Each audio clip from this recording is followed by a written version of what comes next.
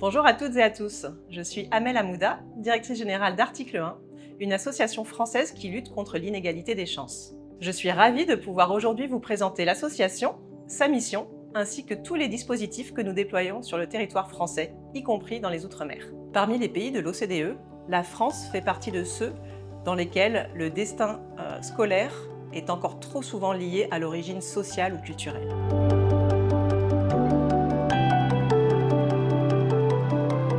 Les inégalités, visibles dès le plus jeune âge, se renforcent au fur et à mesure des étapes, dans l'accès à l'enseignement supérieur, mais aussi dans l'insertion professionnelle. Aujourd'hui encore, à niveau scolaire équivalent, les lycéens issus de milieux populaires ont une proportion 37% inférieure à faire des études longues.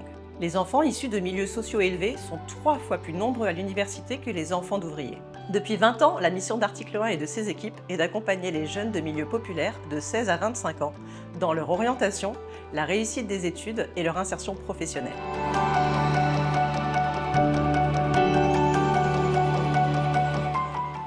Notre objectif, les aider à s'accomplir à la hauteur de leurs ambitions et de leur potentiel. Chaque année, nous aidons plus de 100 000 jeunes de milieux populaires en leur donnant accès à l'information, à un réseau d'entraide, mais aussi en leur donnant confiance.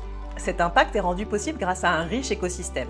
Ce sont 130 entreprises partenaires, 30 000 bénévoles, 440 établissements supérieurs et 190 salariés d'Article 1 qui accompagnent ces jeunes au quotidien. Notre accompagnement se structure autour de 2 cibles.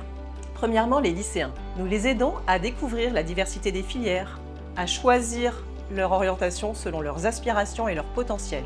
Mais aussi, nous leur faisons découvrir le monde professionnel et notamment les codes attendus lors de leur insertion. Deuxièmement, les étudiants en études supérieures.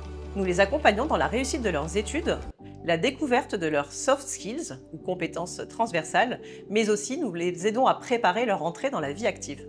Pour ce faire, nous déployons dans l'ensemble du territoire différents types de dispositifs. Tout d'abord, des rencontres en présentiel. Ce sont en moyenne 20 ateliers par jour qui sont organisés dans les lycées et les établissements du supérieur. Nous organisons en complément des visites d'entreprise, des conférences, des formations. Deuxième dispositif, des plateformes numériques qui sont proposées gratuitement et qui permettent de se préparer à l'orientation, à la réussite de ses études, mais aussi à l'insertion professionnelle. Enfin, nous opérons un programme de mentorat qui accompagne chaque année plus de 30 000 binômes entre des lycéens ou des étudiants et des bénévoles professionnels ou étudiants. Notre modèle économique repose sur plusieurs sources. Les subventions publiques, le mécénat d'entreprises et les fondations philanthropiques, le bénévolat, mais aussi la taxe d'apprentissage.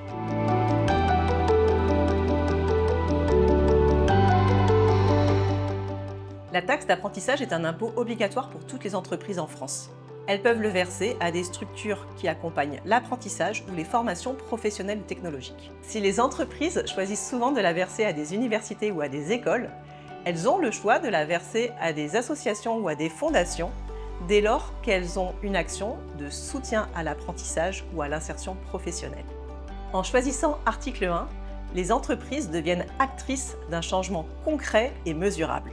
Cette année, Article 1 fête ses 20 ans, mais le chemin vers une égalité réelle est encore long.